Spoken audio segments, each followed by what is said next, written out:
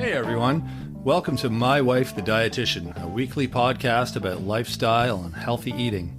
I'm Rob, and together with my wife Sandra, we invite you to join us on this informative yet entertaining journey through the complex world of healthy eating. We'll cover everything but the kitchen sink. Each week we'll discuss topics ranging from how to protect yourself from developing cancer, spicy foods to rev up the libido, to caring for your palliative grandfather with Alzheimer's. We'll also delve into more complex issues like, what the heck is oat milk? Why doesn't my butt fit into these jeans? And every guy's favorite question, will eating spinach really make it bigger? Join us each week as we strive to educate, enlighten, and entertain you.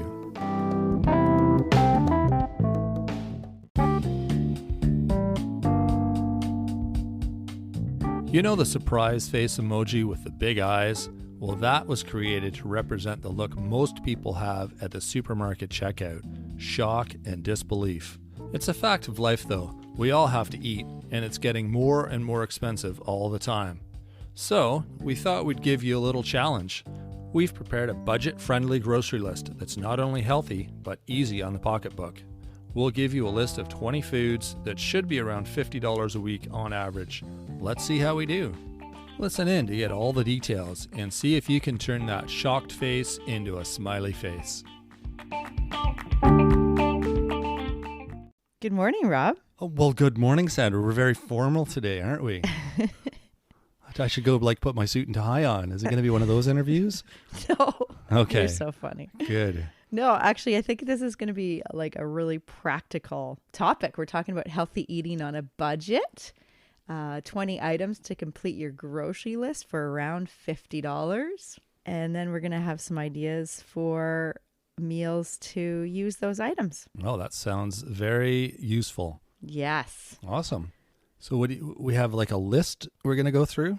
Well, healthy eating on a budget. So there's some principles to think about before you even go, because there's a difference between spontaneously popping into a grocery store right before dinner and not really having a list versus preparing, knowing what you have in the kitchen, like an inventory and what you need, and then making a list and then actually going in prepared, like not being hungry and going at a time that it's not super busy or people are grumpy and frantic. You know what I find, and this is based on experience with the people that live in this house who do shopping. We make a list and we get everything on the list, but then we still get everything else that looks good. Oh, right. Okay. So I guess that's good that you're not missing anything, but I don't think it saves you money by making a list necessarily. Oh, because, I totally disagree with that. It depends disagree. It depends how disciplined you are when you go in with your list. If you just get the 8 things that are on your list, then good on you. But if you get like your 8 things and then you're like, ooh, these are on sale and these look good and these look good, then you end up coming out with way more than you went in for. Yeah. And do you remember we did the episode 8 and 9? We did like the grocery tour and then reading labels. Mm-hmm. And we talked about that, like going in when you're not really hungry. Because if you're really hungry, you're more likely to grab convenience items and things that are just ready to open, things that like kind of aren't on, like not a staple kind of food, but like a luxury item. The things that you say to the person at the checkout, oh, leave that out of the bag, and you stick it in your pocket and you eat it in the car on the way home. Oh, okay. Yeah, those things.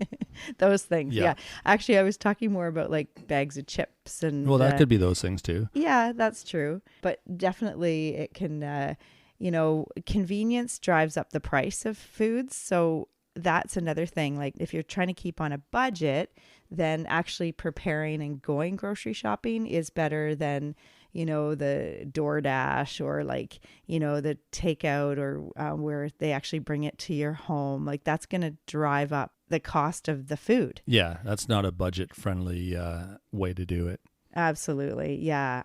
And if budget is a concern, I think it's really important to track your spending for a month or a week or for however long you want to track it. Just like if you were watching your health and you were wanting to track your food intake, it's similar. So tracking the money and where your money's going, because it's the incidentals. It's like going to the convenience store and grabbing a bag of chips or a sandwich, or, that all impacts where your money's going. And a lot of times that money does go to food and drink that it's not accounted for when you're grocery shopping. Yeah, that's a really good idea. Isn't that what the Latte Factor is? Yeah. You've heard of that, right? Yeah. From It's like years ago. an investment thing. And they say, like, if you're spending $5 a day going to the coffee shop to get your latte, that's $25 a week. That's $100 a month. And if you put that money into an investment, then, you'll be a millionaire after so many years or whatever. And you make your right? coffee at home. Yeah. Yeah. So they're just saying, and that's exactly what Sandra's saying. It's those little things that you don't really think make a big deal, stopping for a quick little takeout or your coffee or whatever, a couple bucks here and there adds up more than you think. And so if you track your spending, either keeping your receipts and sort of calculating them at the end of the week, or if you have online banking, you can look there, and sometimes there's programs that'll do it for you. But it's pretty amazing how much you're actually spending that you don't realize. Mm-hmm, mm-hmm. So, and those actually add up to extra calories too. A lot of times, like, for sure, when you're going into the 7-Eleven or the whatever convenience store or a gas station to get a meal or a snack, it's probably ultra processed or convenient, and so the price is going to be higher. Plus, you haven't prepared, so it's probably not the healthiest meal. Yeah, exactly. That's good advice. I think that Latte Factor was David Bach. Or Bach was an investment person. Yeah. We'll have that in the show notes. For sure. Yeah, that was a good advice for him, for sure. From him. Yeah, absolutely. So when we talked about the preparing versus spontaneous pop-in of the grocery store, the other thing that helps is reduce your food waste. And episode 43, we talked to Meredith Cushing all about reducing food waste and buying like ugly fruit and, the food rescue and redistribution and all that. But part of it is going to the grocery store with a plan, and that helps you have less of the lettuce heads that you throw in the garbage, or less food waste because you have a plan for that food. Yeah, there's times, it doesn't happen often with us, but there are times when someone will go shopping and bring a bunch of food home, and it's like, oh, we already have milk, or we already have a brick of cheese, and then we have extra that either we have to eat a lot of cheese that week, or it's going to go bad by the time we get to it. So And part of that actually, and this happens to a lot of households where there was, a certain number of people in the house, and then, empty nesters, for instance. And then all of a sudden, if you're preparing meals for 4, but now there's only 2, or, that kind of thing. So that can affect how much you're using, how much you're buying, and you kind of have to adjust that. Yeah, That's your right. plans, Yeah. your eating plans. Yeah. So when we're meal planning, I didn't mention the word meal planning, but I think that's a big part of it, is actually having an idea in the week, like maybe taking a day on the weekend to have a plan for, okay, this week, okay, look at Johnny's got soccer, and so we can't spend a lot of time in the kitchen that night, and maybe it'll be a crock pot meal, or so maybe having 3 meals, like at least 3 meals at night that that you're going to make, because then from those main meals you have leftovers for other days. Good idea. Yeah. And then other days it might be a quick one, like, oh, we're going to do like a frozen pizza and add some veggies on that for that night, and then maybe that'll be like a eggs and toast kind of a salsa or whatever quick meal on that night, so that if you have 3 basic meals that you're planning around, then you'll have leftovers and some other type of quicker, convenient, more, easy to prepare meals on the other days. That makes sense. And it doesn't seem as overwhelming as getting like planning for 7 meals. Yeah, some people think, they think 3 meals a day and 7 days a week, and that's like 21 meals that you have to meal plan for. But really, it's not quite that complicated. In my experience, it's more you plan for the 3 meals, and then usually, breakfast is pretty standard. Lunch is leftovers a lot of times, or like a soup or something. But it's just like the 3 meals a week, and then the other dinner meals are either the throw together, like quick throw together type meal we talked about, Right. or leftovers from the bigger meals. Yeah. Yeah, we've always got leftovers, it seems, which is great. Like when you make a big pot of soup, that goes all week sometimes, and I love it. It's an easy lunch or an easy dinner. If you're not like into a big dinner, you just throw a bowl of soup in, and it's great. Oh yeah, yeah, absolutely. Yeah, so that's kind of some of the principles about healthy eating on a budget. And now let's actually go and get our 20 items to complete the grocery list. 8 of the items are around the perimeter of the grocery store, and then 12 of the items are in the aisles. So I know some people think, oh, perimeter shopping is, if you shop the perimeter, then you're going to get your basics. And it's kind of true, except there are basics like the freezer section and the bulk section and the canned food. Those are not the perimeter, but they have some really important foods too. Yeah, for sure. Like your beans are in the middle. The beans are the really important one. And Yeah. they're not a perimeter thing. So Remember we just did our bean episode on episode 42 is beans. yeah, we talk about beans quite often. So I know that they're a high value item. Yeah, absolutely. Yeah. Yeah. So going into the grocery store, you might have also some coupons with you or know the sales just from scanning the flyers from that week. So that helps too. But we're going to actually say 20 specific items.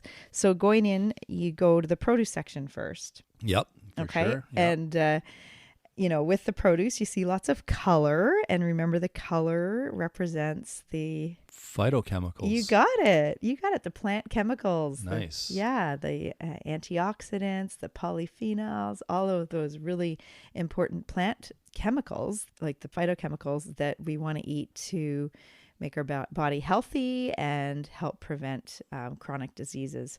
So looking at the produce, you want to make sure that every day, everyone in the family is eating at least one orange vegetable or fruit and one green vegetable or fruit. Okay. So like your leafy greens, ideally? Definitely could be leafy greens or could be any of those green vegetables. So broccoli or asparagus or apples are green, celery, cucumber, green peppers, like Right, you name okay. it, right? It's any green. So there's certain elements in green that we need every day. And so that's why we say like try to have your green and your orange and then other colors too. So you want 5 different colors in your day and, like the purple or the reds, so all these different and whites, like the garlic and onions and those are Okay, yeah. colors too. But okay, so going in the produce aisle and we're pretending we've got $50 and we want to try to get 20 items in our grocery trip. So you want to maybe carrots are usually a pretty reasonable cost. Yeah. You can buy a big bag of carrots for $3 or $4 usually. Yeah, absolutely. Yeah, and there's the orange, beta carotene. Exactly. That's your orange. Okay. Yeah, and it's a root vegetable, so you can use it in lots of different ways. It's very versatile in terms of having it raw or having it in soups or stews or grated into your salad. So there's lots of different ways you can use it with dip and have it in the lunch bag for kids. Yeah, true. It's good when you're on a budget and you're trying to maximize your food and how far it goes. It's good to get things that, like you said, are versatile and you can use them in a multitude of different ways. Absolutely. Yeah. Yeah. So the next item in terms of cost and going far, it would be potatoes. Yeah, obviously they're A they're cheap. staple. You get they're like the carrots. You get a bunch for a pretty reasonable price. Yeah, absolutely. And again, they're versatile. Like you can Oh yeah, use so them many. yeah, So many things you can roasted do. or baked or mashed. Exactly. Lots of options there. Potato salad. It's kind of like that. I was just thinking that you can have your potato salad and your mashed potatoes, and yeah, I could go on. Shrimp gumbo. No. Okay. And then the other thing, purple cabbage. So cabbage is a great thing to get. It's usually fairly inexpensive and it lasts for a long time. You can grate it and put it into your sandwiches, or you can put it into stir fries, or you can make coleslaw. Yeah, it's something that I didn't really eat a lot of growing up other than coleslaw, but we've had it in our fridge a lot recently, and it's a great accent to just sort of, like you said, you can grate it and add it to just about anything, and it kind of takes on the flavor. I always thought cabbage was kind of like lettuce, but you don't really use it the same way always. There's a lot more you can do with cabbage, especially in hot, like stir fry kind of things. Cabbage is great. It's a really nice texture. Yeah. It absorbs the flavor of whatever the sauce is, and it's a bit more coarse than lettuce, so you can grate it, and it's a nice texture. So yeah, there's a lot that I didn't realize that you can do with cabbage. And health benefits are huge with cabbage. It's a cruciferous vegetable, so Yeah. it's got those sulfur compounds and it's so good for us. And is there a difference or a preference between the purple cabbage and the regular green cabbage? Well, variety is the spice of life. So definitely, if you love your green cabbage and you're making a sauerkraut, or or you grow, basic green cabbage, then that's awesome. I'm saying purple cabbage just as it is a bright color. It's got the polyphenols from the purple. Right. And so it is on our list today. It is the one purple plant food that we're buying. So in theory, like grapes are not on the menu, or like not on the grocery list, or, other purple like pomegranate, because they're a little bit more expensive. So purple cabbage, you get the purple pigment, which is really healthy, and it's fairly inexpensive. Yeah. Nutritionally, they're probably similar though, right? The green. Sounds like the purple has more like the phytochemicals because of the color, but... Yeah, they both do, but definitely they have a little bit different. Yeah. Okay. That's good to know. Yeah. And the other one is bananas. Yeah. Bananas are often cheap. Yeah. And a standard, right? Yeah. And they'll last a week usually. Yeah. And you can freeze them if they start to go bad and use them in all sorts of things. Yeah. Smoothies and baking with them. Yeah. They pack a punch too, nutritionally, right? Yeah. It's pretty loaded. Yeah, absolutely. So that's the produce section. So we're going to let's go and get some more vegetables in the freezer section. I know it's a little bit of a walk over to the freezer. Oh, man. But let's just keep it kind of contained in terms of the vegetables and fruits. So the freezer section is where we get the berries. Oh, the berries are so good. Yeah. Versatile to a certain degree as well. Oh, totally. Yeah. Yeah. With the smoothies, or if you put them in yogurt, or you can have them for dessert. They're just so good for us, right? We've started taking the frozen berries and putting them in a container in the fridge, just like a handful of them in the fridge, so that if you want some that aren't frozen, you want to put them in your yogurt or on your cereal or something, then we've got some that are ready to go. Sounds like you're inviting people to come to our kitchen and have some berries. Come on over. Hey, we got berries ready. Anyone wants to drop by, then we're good on the berries. That's funny.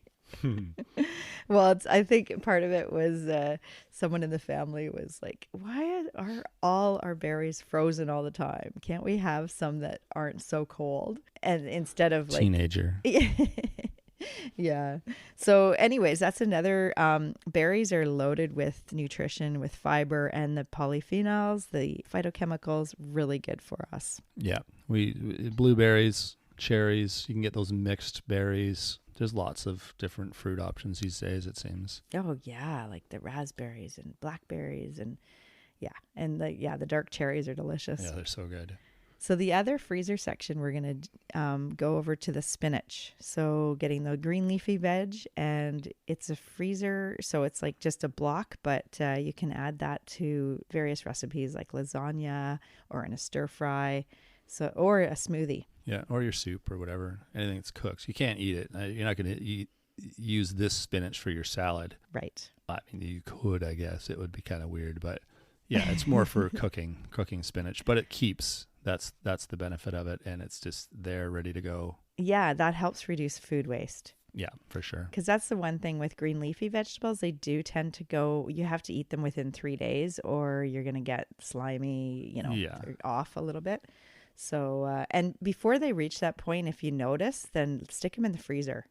Yeah, for sure. Exactly. So that you have, so that you can preserve them, and then you can still use them in soups and other things too. Yeah.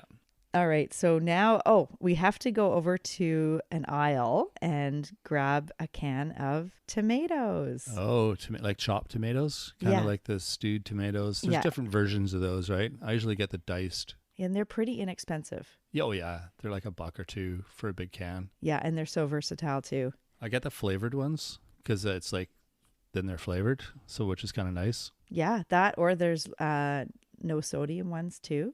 Oh, okay. Which are good too if someone's watching their blood pressure or want to reduce the salt in your canned foods. Right. There is that option. All right. And then the other canned section would be canned fish. Canned fish and so beans salmon. too, no? Or are we getting there? We're getting there. Oh, I'm getting ahead of myself. You are. So canned fish. Yes. And specifically... It'd be good if you get a fish that is canned with the bones. So if you think salmon or sardines or herring, they tend to be a little bit less expensive too. And so with the bones, you're getting absorbable calcium. You get good source of protein that's alternative to red meat.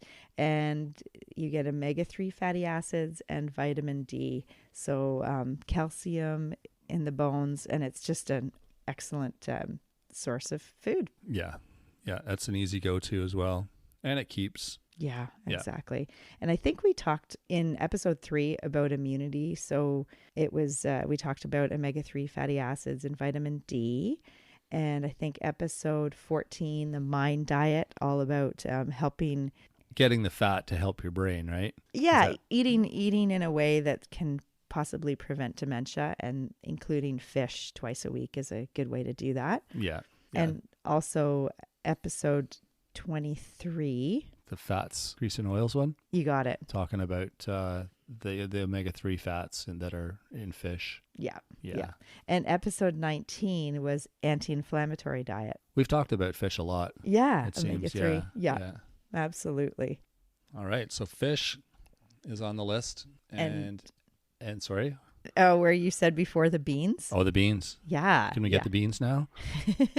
Yes, because actually we have 2 types of beans that we're going to get on this grocery trip. But the canned beans are the ones like for the kidney, or the white beans, and they're canned. Right. So that would be in the canned bean section. And then the dried lentils I see. Gotcha. would be in the bulk section. Right. So also beans, but yeah, you have to cook them. They're not ready to go the way the canned beans are. That's right. And the canned beans, remember, you have to rinse them and strain them and then put them in your chili or your soup or however you're going to use them. Right. But the dried lentils, you can add straight to your soup, dried in its dried state, because they do soften up quite quickly. You don't have to soak and rinse and cook and all the other things that you do if you had dried chickpeas or dried kidney beans. Right. So the dried lentils you can add straight to your soup.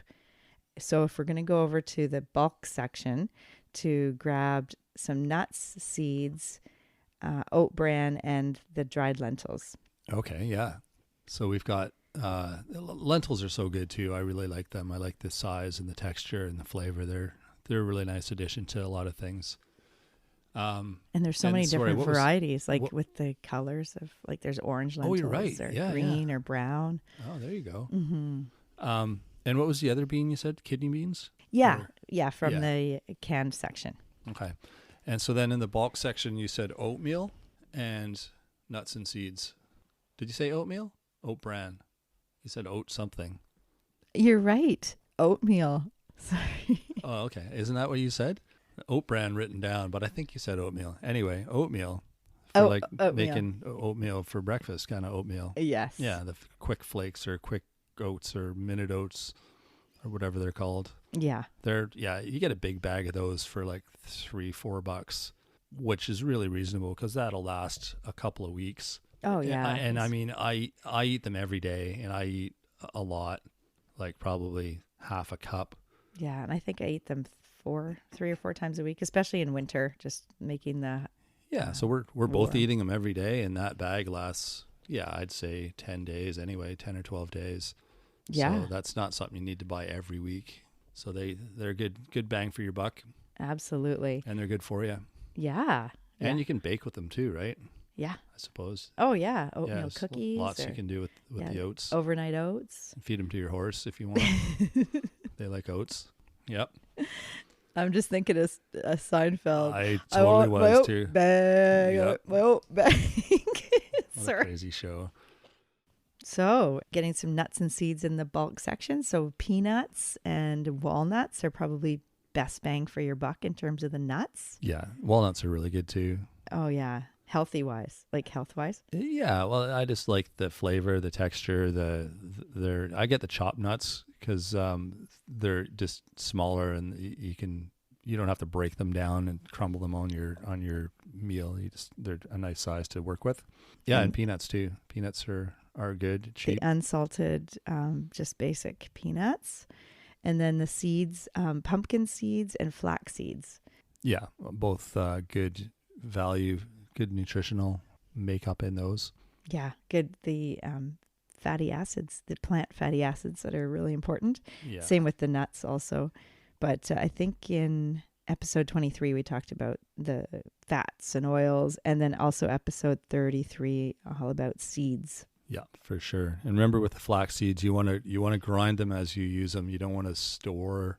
You store them in their Whole form. in their whole form, and then you grind, I don't know, a couple of days worth, and just use that because it breaks down once they're ground. They break down a bit quicker. Absolutely, they are very sensitive to light and air and heat, the three elements. All right, next we're going to walk over to grab some pasta. So just the regular pasta is probably better bang for your buck, and there's not a huge amount of difference with the whole wheat and the regular in terms of fiber. There's about 3 grams of fiber per serving more in the whole wheat, but it tends to be a lot more expensive, so probably better value. Yeah, budget wise, it's okay to get the white pasta. Yes, yeah. You can add beans in your pasta to make up for the fiber, and add more veggies too. Yeah, there you go. Yeah.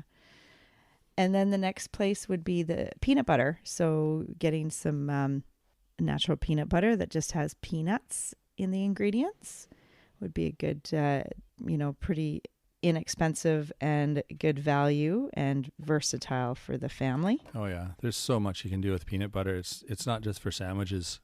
You can add it to sauces, you can add it to smoothies, you can add it to anything, and it's amazing how good the flavor is. Oh yeah, we've been making that peanut sauce with the soy sauce, and having with the cabbage and carrots. Oh, so delicious. Oh, it really is. It's an easy sauce too. So it's kind of a little secret. And you don't need much. You just need like a tablespoon of peanut butter or something. You throw it in, and it just adds so much flavor. Yeah, it's a staple in our house for sure. Yeah. I think a lot of people think, oh, you got to get other nut butters and, almond butter, cashew butter. But, peanut butter actually has really good amount of protein. It's got the good fats, and it's way more inexpensive than the other nut butters. Yeah, I agree too. All right, what's next on the list there? So this is one that I think is a really good foundational meal, like getting a whole chicken. So buying a whole chicken that's already cooked, or no, not already cooked. Okay. Like a whole chicken that's in the freezer section or in the deli. That's so it's got the 4 drumsticks. It's got 2 drumsticks. 2 drumsticks and 2 wings. I guess rabbits are the only one with 4 drumsticks, but we're not going there. Okay. No rabbits. Anyways, that's right. So yeah, the whole chicken. And episode 20, we talked about some of our favorite kitchen hacks, and that was on there about having a chicken and baking it in the crock pot, and then using it for your meal and then for leftovers, and then using the bones to make bone broth soup. And so it just starts the whole cycle again. Yeah. So buying the whole chicken is pretty good value for the amount of meat and how much you can make that meal go. Yeah, you can push it pretty far. Yeah. And I love the idea of just being able to use the bones when you're done and making chicken broth. That it becomes then the base of the soup that you put your lentils and all your veggies in. And yeah, it's a neat cycle for sure. Yeah, absolutely. It requires a little bit of work, but what meal doesn't really? What healthy meal doesn't? That's right. Yeah. Yeah. And the other thing with the bone broth soup is you get some good collagen because of the bones and the skin and like all those cartilage type parts that you're putting into that bone broth soup when you're making it. Right. And it actually is quite rich in nutrition. Yeah, nice. Okay, the last stop would be, two more. The bakery. So getting a loaf of whole grain bread. So usually if you're going and you're looking at the different bread options, generally speaking, most of the grocery store, like the bakery, the bread that's made at that grocery store is going to be the best value for your money. Yeah, they usually have their own version of buns and breads and that sort of thing. And you're right, it's a couple bucks for a loaf of their whole wheat bread. Yeah.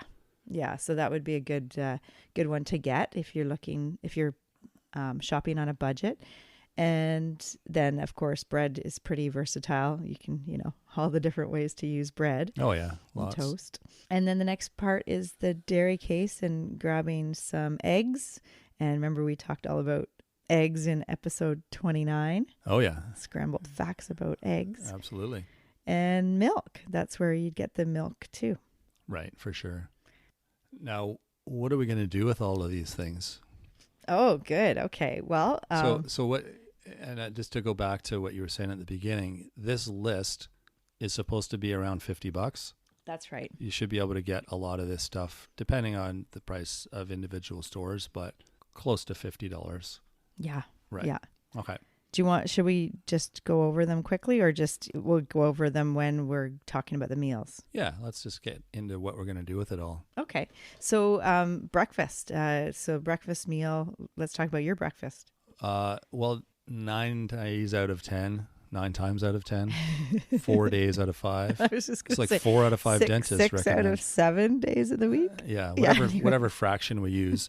Most of the time, I eat oatmeal because I'm just getting so much variety, nutritional variety with all the things I put in it. Oh, okay. So it's oatmeal, the quick oats, and then lots of nuts and seeds, raisins, blueberries, frozen blueberries usually, or cherries or whatever we have.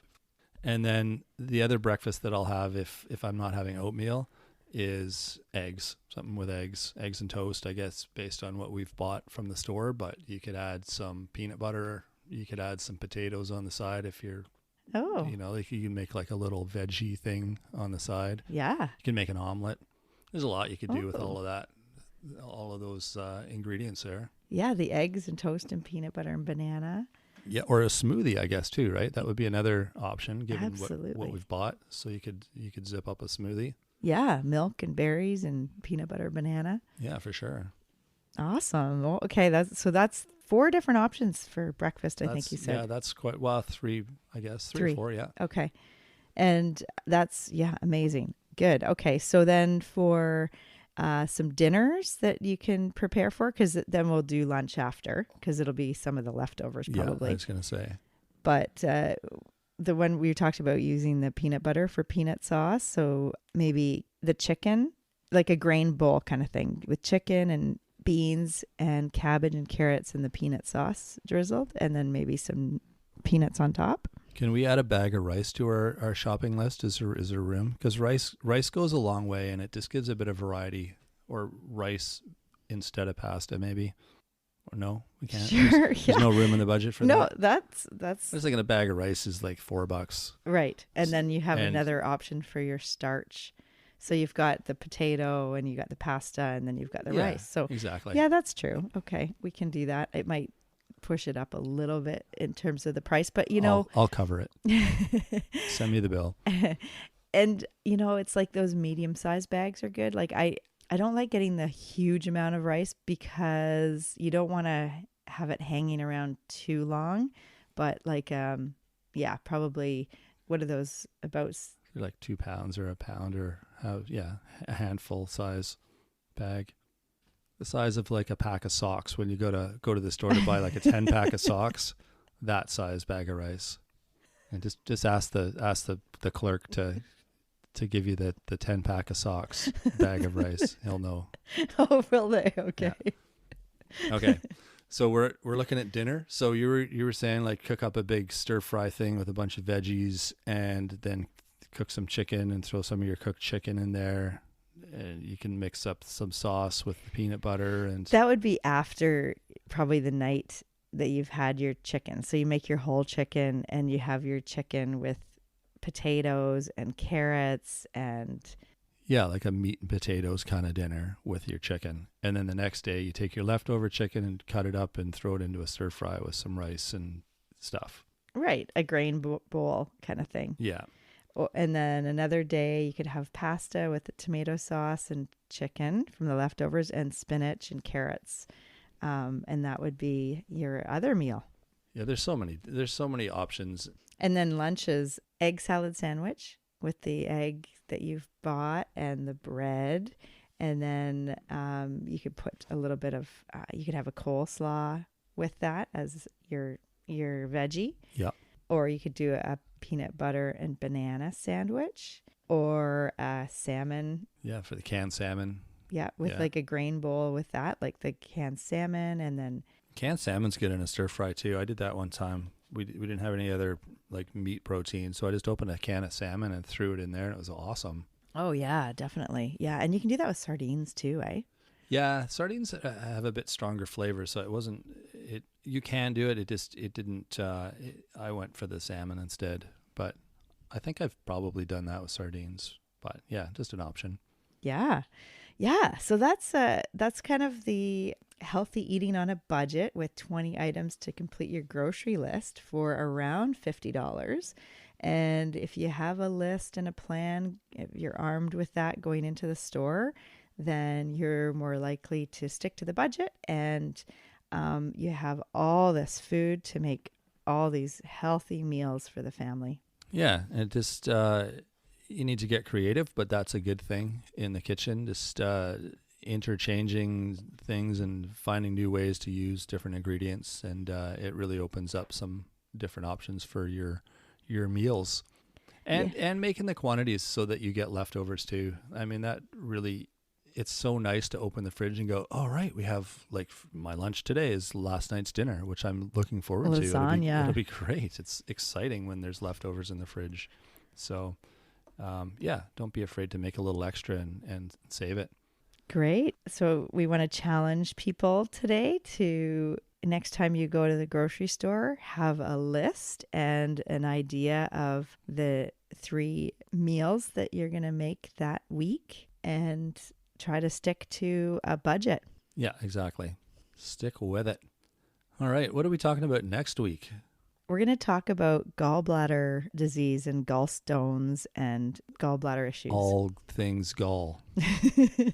That'll be the title. And the importance of bile. Oh, well then. It's got a bad rap, but it's really key for our digestion. Yeah, well, that'll be an interesting one. I know nothing about that stuff, so... I'll be learning. All right. Well, thanks everyone for listening in again. We really appreciate you guys being here, and it's nice to know that we're not just talking to an empty room. I don't think we are. I'm pretty sure there's some people out there listening. So yeah, and if you do listen most weeks, it would be so helpful for you to just rate and review, or just a quick little on Spotify. It's super easy just to add a little rating, and it just helps because then more people will hear about the show and we can help more people eat beans. Exactly. Absolutely. You can also check out our social media pages. We're on Facebook and Instagram under My Wife the Dietitian. We also have a very thorough and informative website called mywifethedietitian.com. And you can email us if you have questions or comments or just want to say hey and whatever you want to say. That email address is mywifetherd@gmail.com. And we love hearing your comments. And we'll have all those lists of foods and this wrap up in the show notes today. Yeah. So good luck, everyone. I hope you have some fun in the kitchen with some of these ideas that we've given you. Thanks, Rob. All right. We'll see everyone next week. Oh, hey there. It's me again. Little confession to make. When we made this episode, we didn't actually price out the items. We just kind of did a rough calculation in our head. And when we finished, we kind of looked at each other and said, I wonder if that adds up to $50. So I figured I'd better do the due diligence and find out. And well, good news and bad news. Bad news, it is more than $50. We came in at about $84. However, good news, most of the items on that list are things that are going to last you for 2 or 3 weeks. A bag of oatmeal, bag of spaghetti, those things aren't things you need to buy every week. So we are going to sort of change the concept. Instead of saying $50 a week, we're going to say on average, it's $50 a week. Make sense? So some weeks, well, first week, you're going to spend $80, $85. The next week, you don't have to spend $85. You might spend $30 to top everything up. Or you can buy a few extras, some of the things that maybe aren't on the list that, you're going to want to eat as well. Maybe your coffee and your other things like that, some other staples. So on average, $50 a week. That's what we're saying. All right. Just thought we'd clear that up. Because I know you guys would be like, hey, wait a minute. You've got your calculators out and you're like, that is more than $50. And for the ones who are really paying attention, it's more than 20 items too. We're just keeping you on your toes.